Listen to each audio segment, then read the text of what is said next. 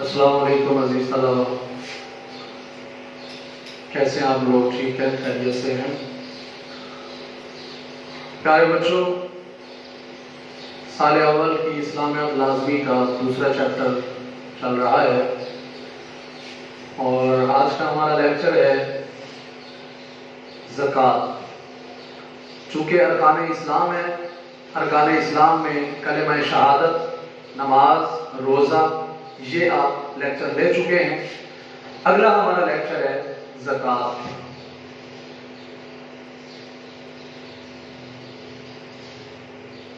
اس کے اندر ہم text book کے لحاظ سے جتنے بھی شارٹ کوئسچنز ہوں گے وہ انشاءاللہ ہم پڑھیں گے۔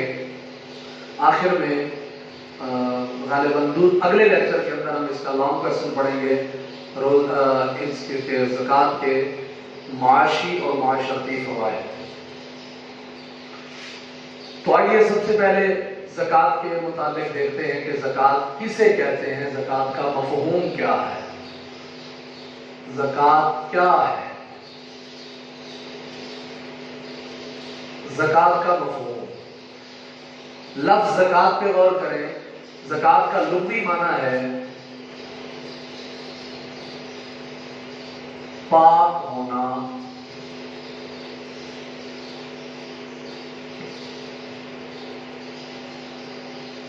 نشو و نما پانا، بڑھنا، پھلنا، پھولنا وغیرہ۔ چونکہ جب زکوٰۃ کسی مال سے ادا کر دی جاتی ہے تو پھر وہ مال، بقیہ مال جو ہوتا ہے وہ پاک ہو جاتا ہے، اور اسی طرح جس مال میں سے زکوٰۃ نکال لی جاتی ہے وہ مال بڑھ جاتا ہے، اس کے اندر برکت آ جاتی ہے۔ اس لیے زکوٰۃ کا معنی ہے پاک ہونا، نشو و نما پانا۔ اصطلاحی مفہوم دیکھیے۔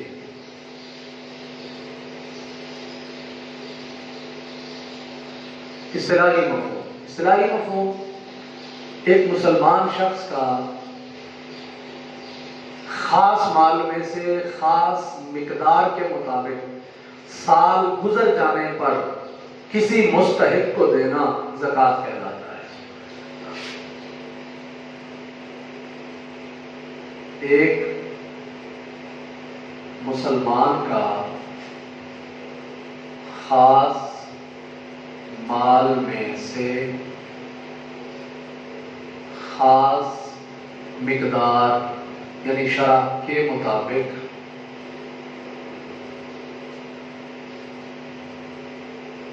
سال گزرنے پر کسی مستحق کو دینا زکوٰۃ کہلاتا ہے۔ ایک مسلمان کا خاص مال کیا ہے؟ جو شریعت نے ایک نصاب مقرر کیا ہے۔ زکوٰۃ کے لیے ایک نصاب ہے، سونا ہو کتنا ہو وہ ایک نصاب ہے، چاندی ہو کتنی ہو وہ ایک نصاب ہے۔ اسی طرح روپیہ، پیسہ، سامان تجارت ہو تو وہ کتنا ہو، اس کو کہتے ہیں خاص مال۔ خاص مقدار کے مطابق، خاص مقدار کیا ہے؟ وہ جو 40واں حصہ ہے۔ اگر زکوٰۃ نکالنی ہے تو اس کا 2.5% نکالنا ہوگا، تو وہ 2.5% خاص مقدار ہے۔ سال گزرنے پر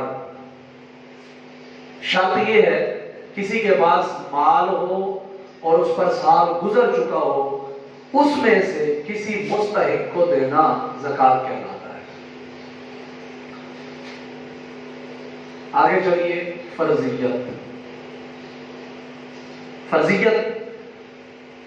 زکوٰۃ روزے کی طرح 2 ہجری میں فرض ہوئی، لیکن اس پر باقاعدہ طور پر امپلیمنٹ اور باقاعدہ طور پر اس کے تفصیلی احکام جو ہے وہ 8 ہجری کو نازل ہوئے۔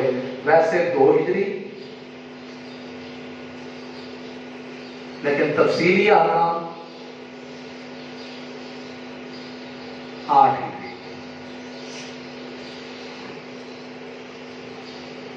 جی پیارے بچوں، یہ ہے زکوٰۃ کا مفہوم اور اس کی فرضیت۔ ویسے فرضیت پر قرآنی آیات بے شمار ہیں، اکثر مقامات پر جہاں جہاں قرآن میں نماز کا ذکر ہے وہاں ساتھ ہی زکوٰۃ کا ذکر ہے۔ ایک مثال آپ کو دے دیتا ہوں، قرآن مجید میں پہلے پارے میں ایک آیت ہے وَأَقِيمُوا الصَّلَاةَ وَآتُوا الزَّكَاةَ کہ اور نماز قائم کرو اور زکوٰۃ دو۔ اب ہم چلتے ہیں ہمارے ٹیکسٹ بک میں جو زکوٰۃ کی ہیڈنگ ہے اس کے بعد جو میٹیریل ہے شروع ہوتا ہے، نظام معاشرت میں نظام معیشت کی اہمیت کیا ہے۔ انسانی معاشرے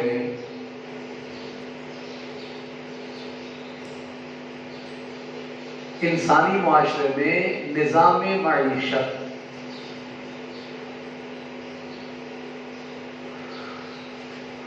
یعنی جو ہمارا معاشرہ ہے اس کے اندر معاشی نظام کی کیا اہمیت ہے۔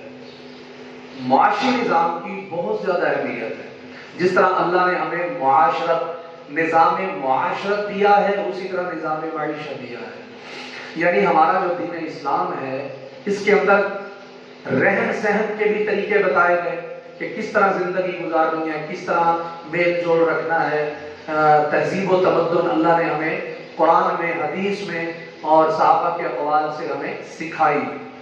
اس کی ساتھ ساتھ نظام معیشت بھی بتا دیا کہ نظام معیشت کیسے تم نے قائم رکھنا ہے، تم نے روزی کیسے، رزق کیسے کمانا ہے، کاروبار کیسے کرنا ہے، تجارت خرید و فروخت کیسے کرنی ہے۔ تو یہ سارا کا سارا اللہ نے ہمیں بتا دیا۔ نبی پاک علیہ السلام کی جو زندگی مبارکہ ہے وہ ہمارے لیے اسوہ ہے، اسوہ حسنہ ہے، ہمارے لیے بہترین نمونہ ہے۔ تو نبی پاک علیہ السلام نے تجارت کر کے، لین دین کر کے ہمیں بتا دیا کہ تم نے معاشی نظام کیسے قائم کرنا ہے۔ تو انسانی معاشرے میں نظام معیشت کی بڑی اہمیت ہے۔ جس طرح نظام معاشرت کے اللہ نے ہمیں قوانین اور ضابطے دے دیے، اسی طرح نظام معیشت کے بھی ہمیں قوانین اور ضابطے دے دیے۔ اگر ان ضابطوں پر، نظام معیشت کے ضابطوں پر اگر عمل کر لیا جائے تو پھر بہت سارے معاملات سیدھے ہو جاتے ہیں، نظام عدل قائم ہو جاتا ہے، انصاف قائم ہو جاتا ہے۔ ادروائز اگر بالفرض نظام معیشت کے قوانین پہ عمل نہ کیا جائے تو پھر نظام عدل بھی خراب ہو جاتا ہے، بے شمار برائیاں جنم لیتی ہیں، بے انصافی قائم ہو جاتی ہے، بے انصافی اور بے راہ روی کا معاشرہ شکار ہو جاتا ہے۔ یہ تو تھا معاشرے میں نظام معیشت۔ اب ہے نظام معیشت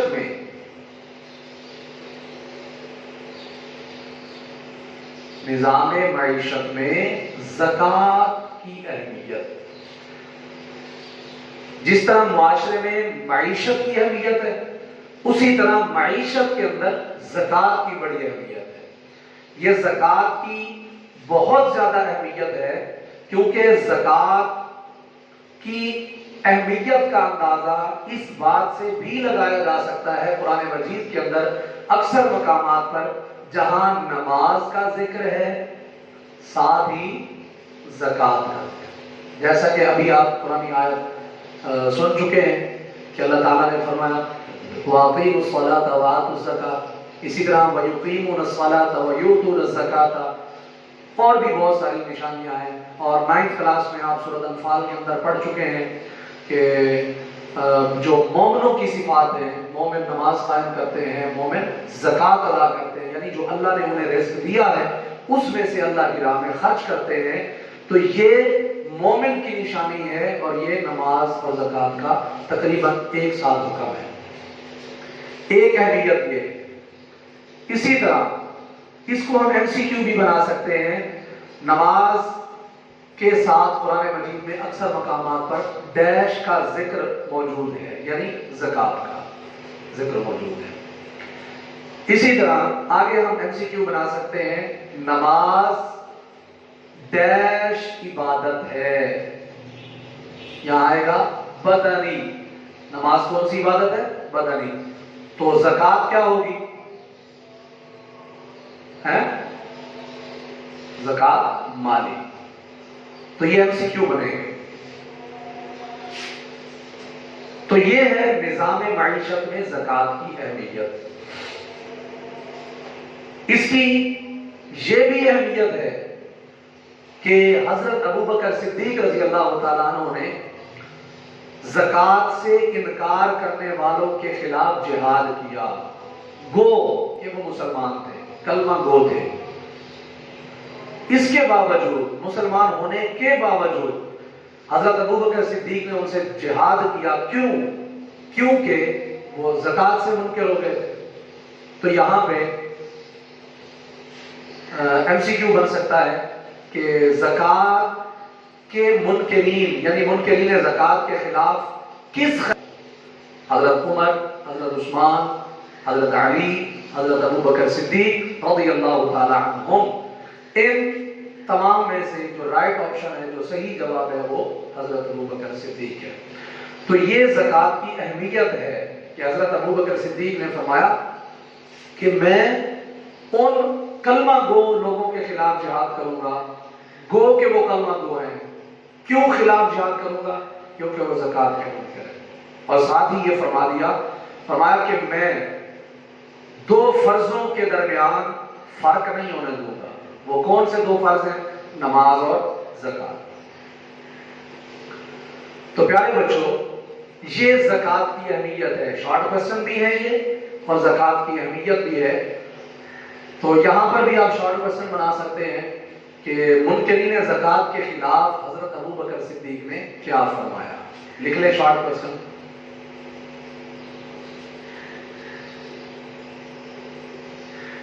کے بارے میں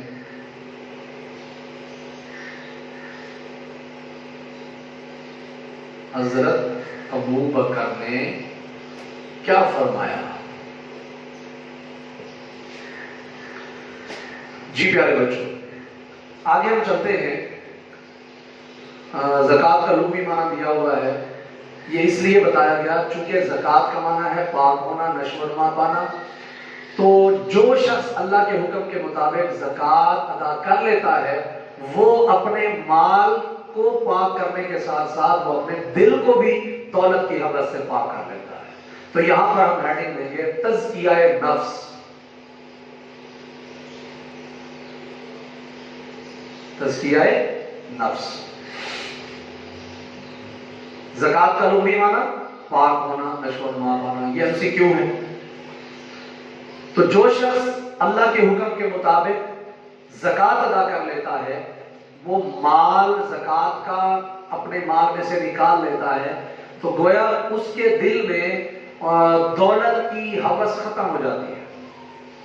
اس کا دل بھی پاک ہو جاتا ہے کیونکہ زکات کا معنی پاک ہونا. تو جب وہ زکات نکالے گا تو اس کا دل بھی پاک ہو جائے گا دولت کی ہوس سے, اور جو اس کا بقیہ مال ہے وہ بھی پاک ہو جائے گا. اسی طرح جو شخص زکات ادا کرتا ہے, آگے کے ہیڈنگ ہے, یہ بھی زکات کا معاشی فائدہ ہے, بے راہ روی, معاشی بے راہ روی کا خاتمہ.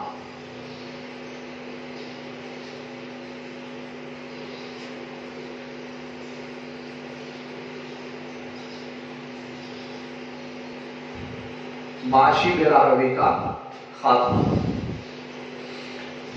جو شخص اللہ کے حکم کے مطابق زکات ادا کرتا ہے تو وہ یہ سمجھ لیتا ہے کہ جو یہ دولت ہے جو میں زکات دے رہا ہوں, اس کا مطلب ہے یہ میرا تو نہیں ہے مال. اگر میرا ہوتا تو سارا مال میرے پاس ہوتا, میں زکات بھی نہ ادا کرتا, غریبوں کو بھی نہ دیتا. چونکہ مجھ پر فرض ہو گیا کہ میں لوگوں کو زکات دوں, اللہ کی راہ میں خرچ کروں, تو اس کا مطلب یہ ہوا, ثابت یہ ہوا کہ یہ مال میرا نہیں ہے, اس کا حقیقی مالک میں نہیں ہوں, اس کا مالک اللہ ہے. تو جب وہ یہ سمجھتا ہے تو پھر اپنے بقیہ مال کو بڑے احتیاط سے خرچ کرتا ہے, بڑی احتیاط سے استعمال کرتا ہے. جب وہ احتیاط سے استعمال کرتا ہے تو پھر بے راہ روی سے بھی بچ جاتا ہے. وہ غلط جگہ استعمال نہیں کرتا, غلط طریقہ استعمال نہیں کرتا, پیسہ کمانے کا، پیسہ حاصل کرنے کا غلط طریقہ بھی استعمال نہیں کرتا، گویا وہ معاشی بے-روی سے بچ جاتا ہے۔ حدیث پاک میں آتا ہے یہ جو معاشی معاملات ہیں یہ دین کا اہم حصہ ہے۔ معاشی معاملات دین کا حصہ ہے، اہم حصہ ہے۔ تو یہاں پہ دو MCQ بن سکتے ہیں، دین کا اہم حصہ ہے ڈیش معاشی معاملات، اسی طرح معاشی معاملات ڈیش کا اہم حصہ ہے، کاروبار کا، دین کا، دنیا کا۔ تو یہ معاشی معاملات یہاں پہ MCQ بنے گا، یا لفظ دین MCQ بنے گا۔ جی پیارے بچوں، یہاں تک آپ کو سمجھ آ گیا؟ چلیں میں ریز کرتا ہوں اس کو، آگے چلتے ہیں ہم۔ توجہ سے انسان کو اللہ تعالیٰ نے اپنی راہ میں خرچ کرنے کا حکم دیا ہے، صرف خرچ کرنے کا حکم نہیں دیا، بلکہ اللہ تعالیٰ نے یہ فرمایا کہ اے میرے بندو، جو تم میری راہ میں خرچ کر رہے ہو اس کو میں اپنے ذمے قرض لیتا ہوں، کیونکہ جو شخص قرض لیتا ہے اسے واپس بھی کرنا ہوتا ہے۔ تو جو شخص، جب ہم کسی کو قرض دیتے ہیں تو اس سے ہم اتنا ہی واپس لیتے ہیں جتنا دیا تھا، لیکن اللہ کی راہ میں خرچ کرنے کا تو مزہ ہی اپنا ہے، یہ دستور ہی الگ ہے کہ اللہ کی راہ میں جو خرچ کیا جائے وہ اتنا نہیں واپس ہوتا، بلکہ اس سے کئی گنا بڑھا چڑھا کر اللہ واپس عطا کرتا ہے۔ تو آئیے اس کو قرآنی آیت میں ہم دیکھتے ہیں، ٹیکسٹ بک کے اندر موجود ہے۔ اللہ تعالیٰ نے ارشاد فرمایا، ان تقرضوا اللہ قرضا، ان تقرضوا اللہ قرضا حسنا یضاعفہ لکم ویغفر لکم واللہ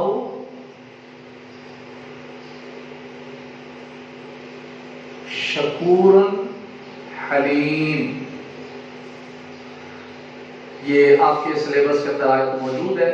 اللہ تعالیٰ نے فرمایا ان اگر تقرضو، اگر تم قرض دو اللہ کو قرضا حسنا، اچھی طرح قرض دینا، اگر تم اللہ کو اچھی طرح قرض دو، اچھی طرح سے مراد یہ ہے کہ خوش دلی سے دو، اللہ کی راہ میں خرچ کرو تو خوش ہو کر خرچ کرو، اس کا تمہیں فائدہ کیا ہوگا؟ یضاعفہ لکم، بڑھا دے گا وہ تمہارے لیے اسے، یعنی جو تم اللہ کی راہ میں قرض دے رہے ہو اسے وہ تمہارے لیے بڑھا دے گا، صرف یہ نہیں کرے گا بلکہ وَيَغْفِرْ لَكُمْ، اور تمہیں بخش دے گا، تمہارے گناہوں کی بخشش فرما دے گا۔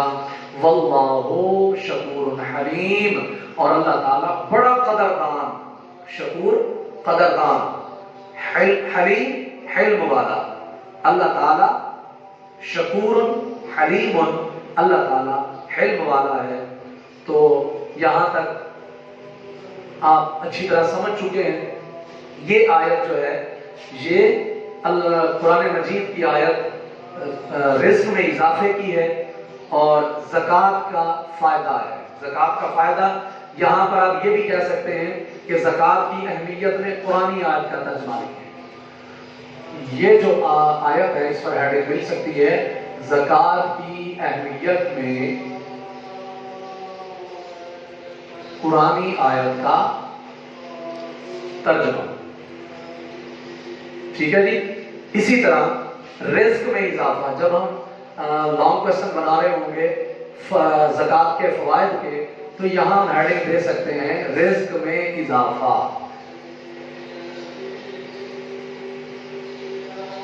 جی پیارے بچوں، آگے سمجھ، یہ زکوٰۃ کی اہمیت میں بھی قرآنی آیت ہے اور رزق میں اضافہ کی ہیڈنگ بھی یہاں پہ بن سکتی ہے۔ چلے اب ہم اگلے پیج پہ چلتے ہیں. زکات ادا نہ کرنے والوں کے متعلق قرآن میں کیا وعید آئی ہے. زکات ادا نہ کرنے والوں کے بارے میں قرآن میں کیا وعید ہے. قرآن مجید میں اللہ تعالیٰ نے ارشاد فرمایا. اچھا یہ جو آیت ہے، یہ جو ابھی میں لکھ رہا ہوں، یہ زکات کی اہمیت میں بھی ہے. اگر سوال آ جائے کہ زکات کی اہمیت میں قرآن آیت کا ترجمہ لکھیں، یہ بھی لکھ دیں، یہ بھی لکھ سکتے ہیں، اور جو اب میں لکھ رہا ہوں یہ بھی لکھ سکتے ہیں. والذین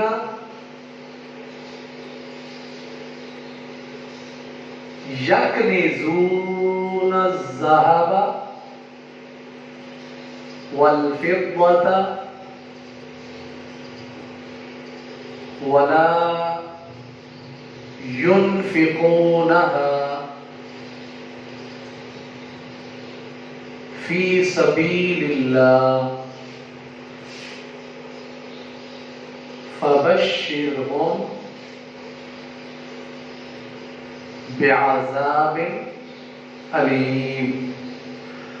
تو پیارے بچوں، یہ آیت بھی زکات کی اہمیت میں لکھی جا سکتی ہے، کیونکہ یہ زکات ادا کرنے کا فائدہ ہے، وہ بھی اہمیت ہوگی، اور یہ زکات ادا کرنے کا نقصان ہے اس کے اندر، یہ بھی اہمیت ہے. ترجمہ غور سے سنیں. والذین، اور وہ لوگ، یکنزون، جو گاڑ کر رکھتے ہیں، سیت کر رکھتے ہیں، جمع کر کے رکھتے ہیں. کیا؟ الذھب سونا، الفضہ چاندی. یہ ایم سی کیو بھی بن سکتے ہیں، ورڈ میننگ. ذھب کا معنی ہے، اسی طرح فضہ کا معنی ہے. اور وہ لوگ جو سونا اور چاندی گاڑ کر رکھتے ہیں، سیت کر جمع کر کے رکھتے ہیں. ولا ينفقونها، اور وہ اسے خرچ نہیں کرتے. فی سبیل اللہ، اللہ کی راہ میں. تو ان کے لیے کیا عذاب ہے؟ دیکھیے. فبشرہم، انہیں خوشخبری سنا دیجئے، انہیں خبر دے دیجئے. بعذاب علیم، دردناک عذاب کی. علیم کا معنی دردناک، دردناک عذاب کی انہیں خبر دے دیجئے. جی پیارے بچوں، اسی طرح ہم نے جو لانگ کوسچن سے پہلے جو سوالات تھے، شارٹ کوسچن، وہ ہم نے پڑھ لیے. اب ہم چلتے ہیں زکوٰۃ کے جو مصارف ہیں. زکوٰۃ کے مصارف کیا ہیں؟ زکوٰۃ کے مصارف کی طرف چلتے ہیں. یہ لانگ کوسچن کا حصہ بھی بن سکتا ہے. یہ جو ابھی ہم پڑھنے جا رہے ہیں زکوٰۃ کے مصارف، یہ لانگ کوسچن کا، یعنی 4 نمبر کا لانگ یہ بن سکتا ہے. یعنی جس طرح 4 نمبر کے 2 لانگ آ سکتے ہیں، تو ان میں یہ زکوٰۃ کے مصارف پوچھے جا سکتے ہیں. تو شارٹ کوسچن بنے گا زکوٰۃ کے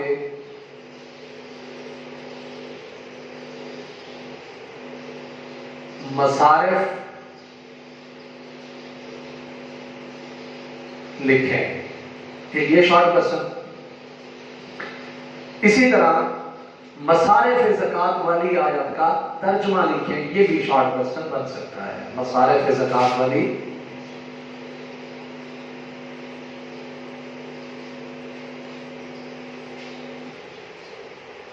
آیت کا ترجمہ. تو سب سے پہلے ہم ترجمہ لکھتے ہیں. مصارف زکوٰۃ والی آیت ترجمہ. اچھا، یہاں پہ ایک ایم سی کیو بن سکتا ہے کہ مصارف زکوٰۃ والی آیت کس صورت میں ہے؟ مصارف زکوٰۃ والی آیت کس صورت میں ہے؟ سورۃ توبہ میں. چلیں جی ترجمہ دیکھتے ہیں. انما الصدقات للفقراء والمساکین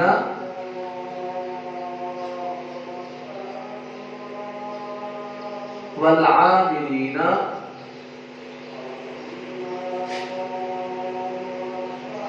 علیہا والمؤلفۃ قلوبہم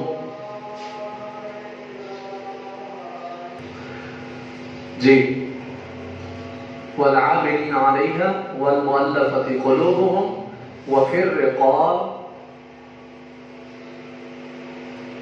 والغارمین وفی سبیل اللہ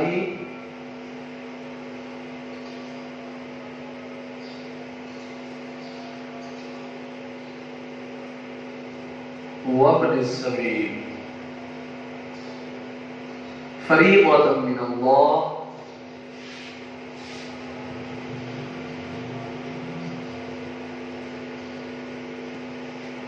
واللہ علیم حکیم۔ جی پیارے بچوں، یہ مصارف زکوٰۃ والی آیت کا ترجمہ۔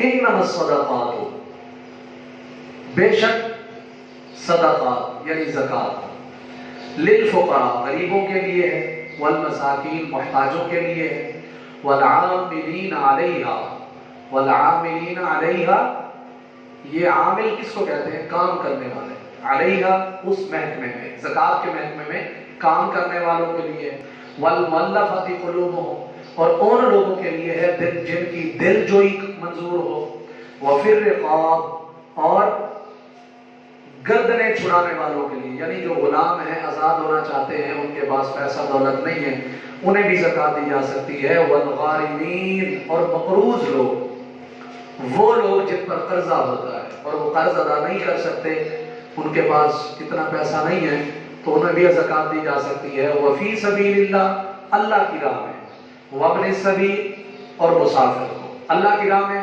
اس سے مراد کیا ہے؟ اس سے مراد یہ ہے کہ آپ جہاد پہ جانے والوں کو دے سکتے ہیں، یا کسی مدرسے میں دے سکتے ہیں، کسی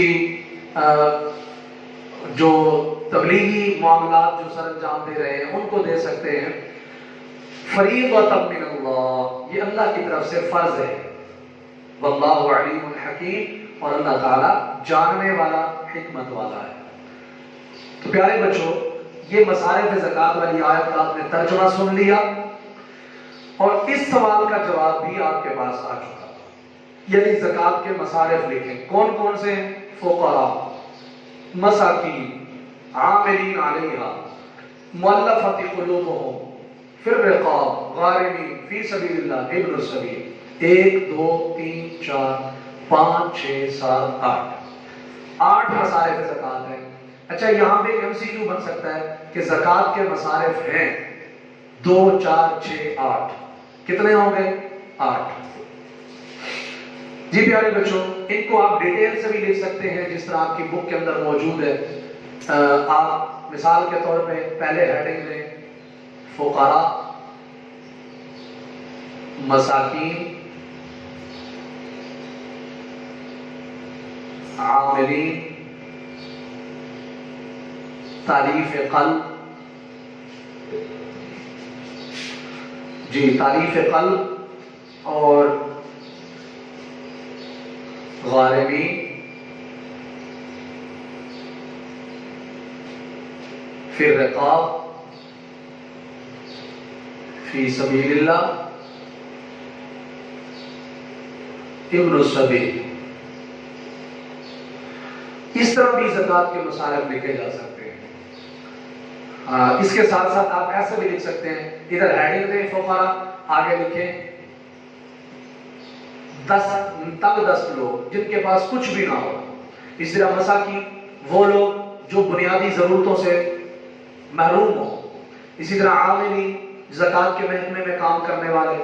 تالیف قلب، جو نو مسلم ہو، نئے مسلمان ہوئے ہو تو ان کے پاس کچھ نہ ہو، ان کو بھی زکوٰۃ دی جا سکتی ہے۔ غارمین، جن پر قرضہ ہو، قرض اتارنے کے لیے ان کو زکوٰۃ دیں۔ رقاب، غلام جو آزاد ہونا چاہتے ہیں، آزاد نہیں ہو سکتے۔ اسی طرح فی سبیل اللہ، اللہ کی راہ میں جو کام کر رہے ہیں۔ ابن السبیل، جو مسافر ہے، گھر میں بھرے وہ مال و دولت رکھتا ہو، نصاب کا مالک ہو، لیکن سفر میں اس کے پاس نصاب نہ ہو، پیسے ضرورت ہو جائے اس کو، تو پھر زکوٰۃ میں دی جا سکتی ہے۔ تو اس طرح پیارے بچوں، یہاں تک ہم نے یہ پڑھا۔ آگے زکوٰۃ کا نصاب ہے، زکوٰۃ کا نصاب کیا ہے اور نصاب کسے کہتے ہیں اور صاحب نصاب کسے کہتے ہیں، نصاب اور صاحب نصاب سے کیا مراد ہے؟ یہ ایک شارٹ کوسچن بنتا ہے کہ نصاب اور صاحب نصاب کسے کہتے ہیں، نصاب اور صاحب نصاب کسے کہتے ہیں؟